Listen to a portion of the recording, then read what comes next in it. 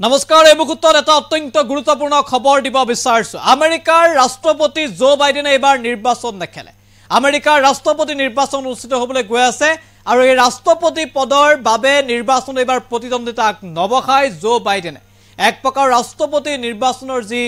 দৌৰ আছিল তাৰ পৰা আতৰিল জো বাইডেন ইতিমধ্যে এখন পত্ৰ প্ৰেৰণ কৰিছে জো বাইডেনে সামাজিক মাধ্যমত এই পত্ৰখন নিজে প্ৰকাশ কৰিছে জো বাইডেনে য'ত আমেৰিকাৰ ৰাষ্ট্ৰপতিগৰাকীয়ে উল্লেখ কৰিছে যে তেওঁ আৰু নিৰ্বাচন নেখেলে নিৰ্বাচন খেলিব বিচৰা নাই জো বাইডেনে আমেৰিকাৰ জনতাক ধন্যবাদ জনাইছে আমেৰিকাৰ উপ ৰাষ্ট্ৰপতিক ধন্যবাদ জনাইছে আৰু আমেৰিকাৰ জনতাক ধন্যবাদ জনাই জো বাইডেনে নিৰ্বাচন নেখেলাৰ কথা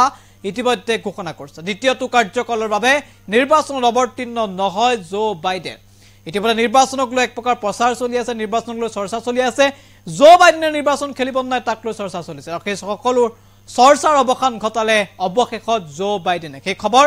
এনি টক্সৰ দৰ্শকৰ বাবে এই মুহূৰ্তত লৈ আহিছে আমি জনাইছো গুৰুত্বপূৰ্ণ খবৰ ৰাষ্ট্ৰপতি নিৰ্বাচন নেখেলে জো বাইডেনে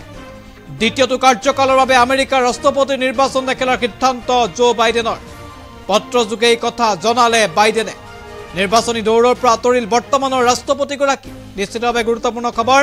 নিৰ্বাচন নেখেলাৰ কথা ইতিমধ্যে ঘোষণা কৰিছে পত্ৰযোগে এই কথা ঘোষণা কৰিলে জো বাইডেন আৰু এই মুহূৰ্তত এই পত্ৰখন দেখাব বিচাৰিছো য'ত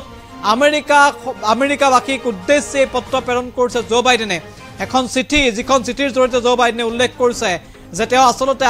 যোৱা কাৰ্যকাল কি ধৰণে কাম কৰিছে সেয়াও তেওঁ ইয়াত উল্লেখ কৰিছে আমেৰিকাবাসীক তেওঁ ধন্যবাদ জনাইছে তেওঁলোকৰ সহযোগিতাৰ বাবে ধন্যবাদ জনাইছে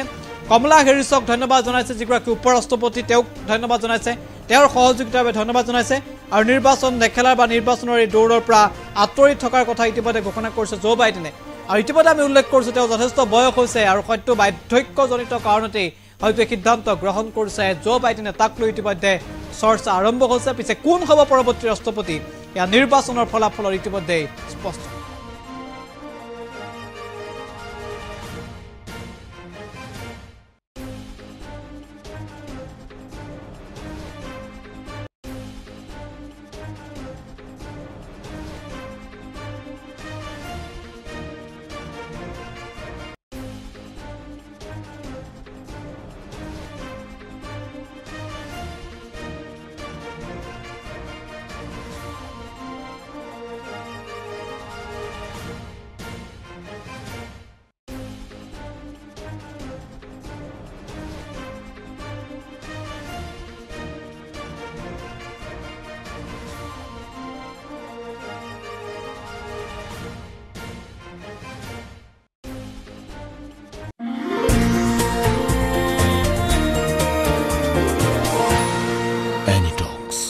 ভোটৰ বিপৰীতে ৰাইজৰ স্বাৰ্থ